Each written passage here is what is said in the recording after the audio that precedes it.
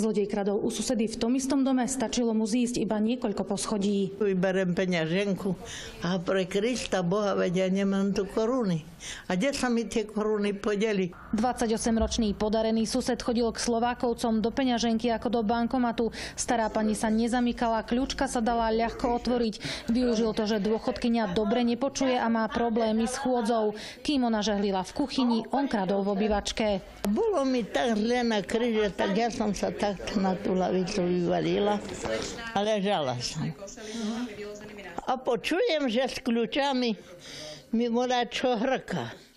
Tak ja som z tej lavici zišla, no ale kým ja zindem pomaly, tak som prišla k tým dverám a tie kľúče sa už takto trasli. Zvláštne veci, čo sa okolo nej diali, buchot či štrnganie kľúčmi, dôchodkyňa najprv pripisovala tomu, že u nej v byte azda straší. A idem hore ku susede a vravím jej: Tonka, tá tvoja tetka sa bola odo mňa odobrať. Ako vieš?